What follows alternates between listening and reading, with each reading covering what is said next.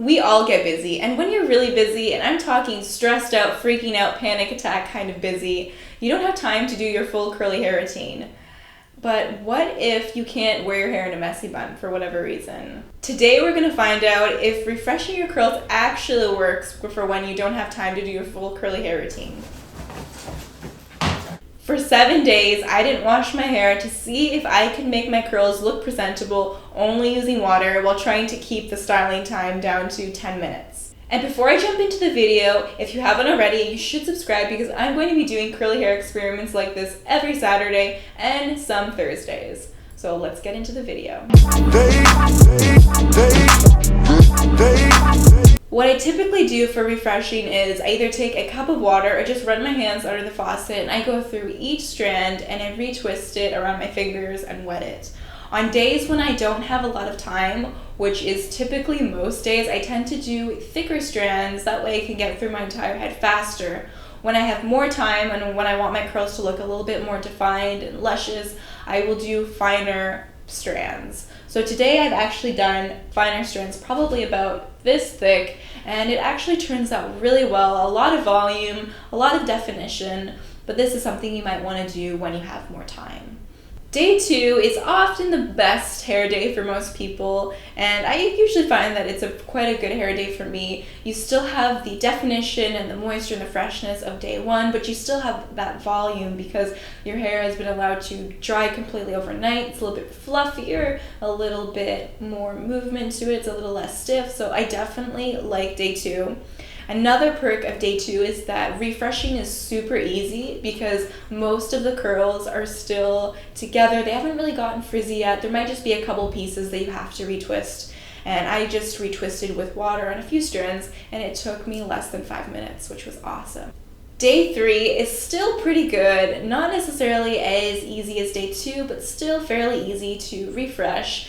You might have to do a little bit more pieces than day 2, and your hair might be getting a little bit dry at this point. So what you can do is you can take a little bit of a light oil like jojoba oil or argan oil, just a drop, rub it in your hands and just rub it through the areas of your hair that you're finding are getting a little bit dry or brittle, and this will add a little bit of moisture and shine. Overall, the refresh on day 3 took about 5 minutes, which is super fast. So if you're in a hurry on your earlier days of the week after your wash and go, you will be able to get out the door quickly, which is great. Day 4 through 6 is when you'll find that your hair is getting a lot more frizzy, a little bit more tangled, so you might have to do more retwisting. For me on this day, it took me about 10 minutes to do all of the frizzy pieces, and I really had to focus on my crown because that's where I was getting a lot more frizz.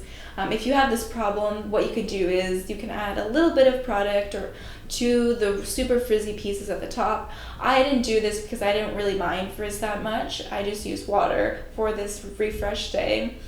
And I found that that worked really well. But if you're finding you're having a hard time with the frizz, you can definitely use a product. I use Styling Cream by Diva Curl, and you just need like a little dab. Like you shouldn't even be able to really see the product in your hand, and just kind of rub it through those pieces and you should be good to go. Day 7 and beyond is usually a little bit trickier than the earlier days.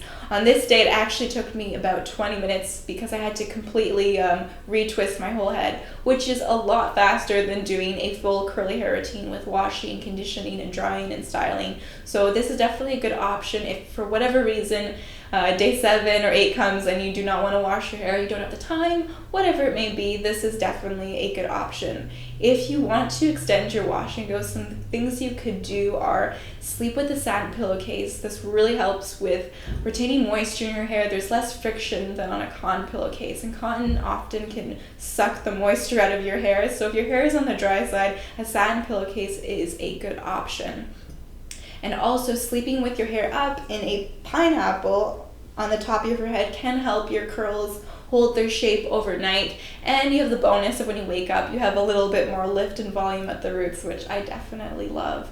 Now for me, day 8 was actually one of my favorite days of the week because it has that fluffiness, it's really light. The product from day 1 has kind of faded away and it has a lot of volume, super fluffy and soft, so I definitely like day 8 for that reason. Volume is something that I'm really starting to play with. I really love the idea of having big hair. My hair doesn't naturally want to be up and big. It's something that I definitely have to work on, and I look forward to doing more videos on getting volume in the future. So if you want to see those, you're definitely going to want to subscribe. I do little curly hair experiments every Saturdays, and I do some videos on Thursdays like today. Thank you so much for coming along on this journey with me. I can't wait to see you in the next video and talk to you guys in the comments. Thank you so much for watching. Bye.